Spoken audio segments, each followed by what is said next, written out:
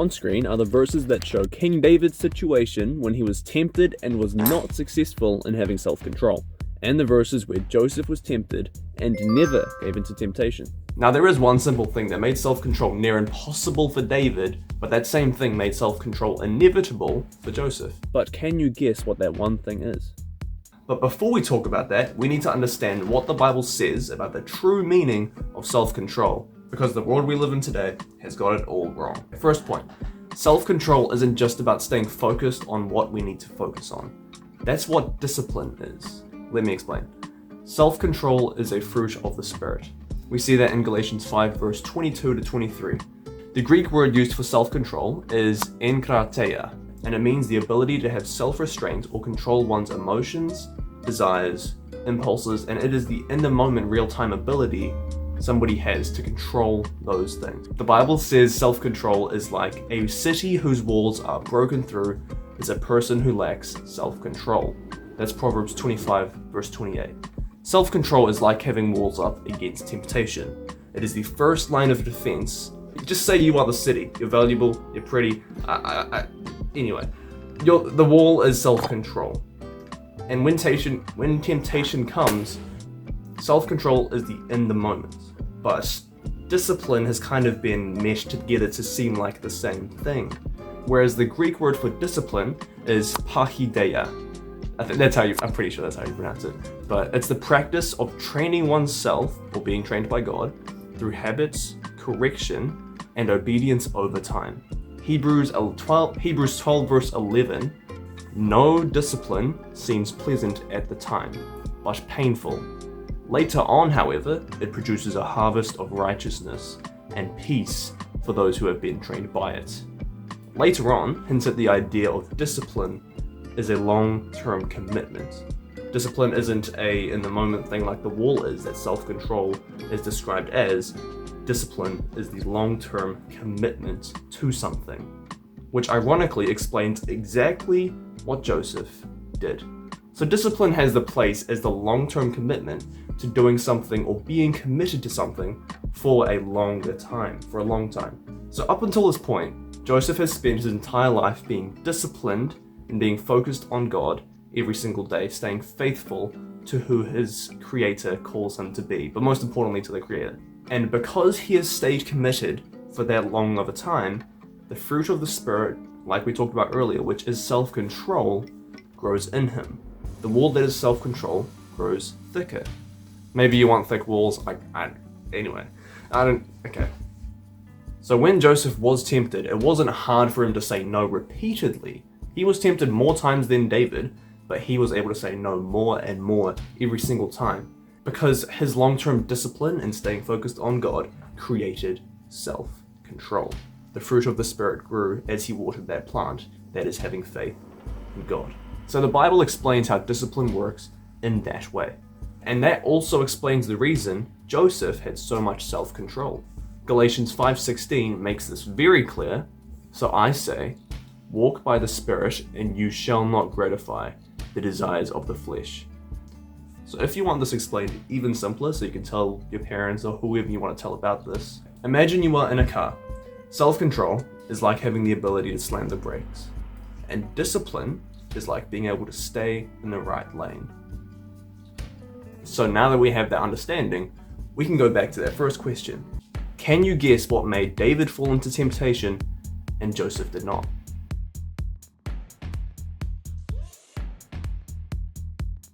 1 Thessalonians 4 verse 11 to 12. Make it your ambition to lead a quiet life. You should mind your own business and work with your hands, just as we told you, so that your daily life may win the respect of outsiders and so that you will not be dependent on anybody. That verse is very important to this next point. In 2 Samuel 11 verse 1 to 2, we see the context of David's situation when he was found in the position to be tempted. Now this next part is very important to hear and understand, so bring your ears closer to the screen or just push the hearing buds in more. You get it, just listen up. 2 Samuel 11 verse 1 to 2. In the spring, at the time when kings go off to war, David sent Joab out with the king's men and the whole Israelite army. They destroyed the Ammonites and besieged Rabbah, but David remained in Jerusalem. One evening, David got up from his bed and walked around on the roof of the palace. From the roof, he saw a woman bathing. The woman was very beautiful.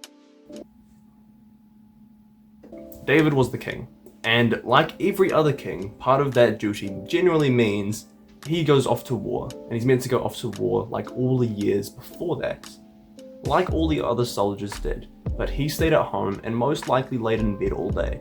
You could just say maybe he was up during that day, but realistically I don't see why the Bible would say one evening he got up if he had already gotten up before.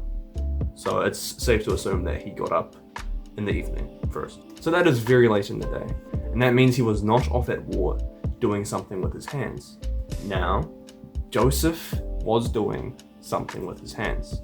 Now this next part is very important, so push your earbuds even deeper, bring your eyes even closer to the screen, make eye contact.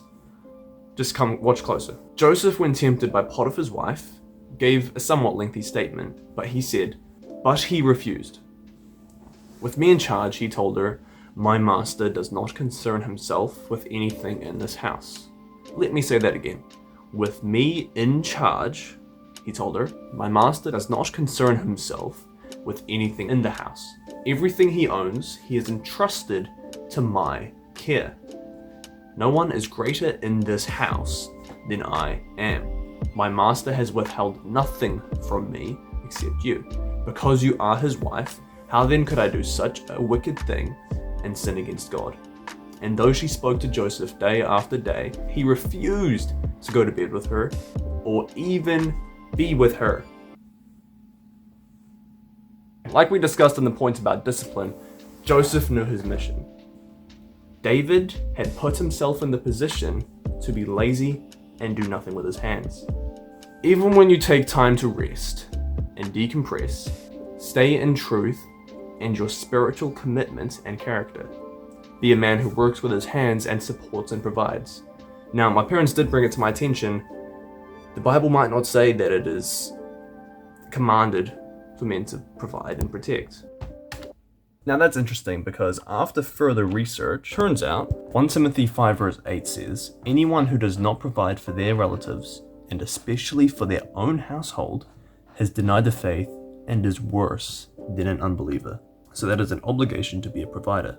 And Ephesians 5 verse 25 to 28 talks about the husbands loving their wives as Christ loved the church and gave himself up for her. Husbands are called to love their wives as their own bodies. He who loves his wife loves himself. But overall, I think husbands are called to love sacrificially, even to the point of dying for her. That was very clear in Ephesians 5. So that's your calling if you want to be a husband. Good stuff. It's important that we understand discipline is something we have to give, and self-control God gives to us as a fruit of being close to him. We don't just get discipline, we have to make it happen. If you doubt and argue saying that self-control doesn't work like that, I pray every day and I read my Bible every day, I rebuke impure spirits that tempt me, and even though I do all these things, I haven't been healed because I do the things like rebuking and praying. Self-control does not work like that. I struggled with self-control for a long time in that area as well. But I only struggled with that kind of thing for so long because I only realize now I was still somewhat relying on my own works to give me self-control. And of course, I'm still tempted sometimes in every kind of way. God made it clear that we would be tempted on this earth. But after I got to that point where I realized I do not want to be like the dog returning to his vomit, Proverbs 26:11, and I stayed disciplined in showing up to God every day with this one intention and spoken from every part of who I am. God, I am yours. I will worship you when I exercise. I will worship you when I wake up. The way I treat my family and people around me, I will do my best to worship you, God. Please guide me. This temple is yours because I have been bought with a price. I do not consider myself my own. When Potiphar's wife tempted him, Joseph listed out these things that God had entrusted him with. He considered it a sin against God to betray his master in that kind of way and be unfaithful to his wife. And if you're still wondering, well, why is it that young men still struggle with self-control so much? If you put yourself in the position to be lazy and do nothing with your hands, and to not commit yourself to God in the disciplined way where you will love Him continually, over and over, day after day, even when you're tired and sick, even when you're in bed and you don't want to do anything, still glorify God saying, I am yours, have your way with my life. But there's just one problem that might make you worry. What if I forget to stay committed to God in this kind of way and to discipline myself over time and just stay consistent to it? Because I want this to last my whole life. That's something even I pray against all the time, and I could even do it more. But if you want to learn more about that, then there'll be a video on screen here that you can click on. If you are interested, I'll see you over there. Goodbye now.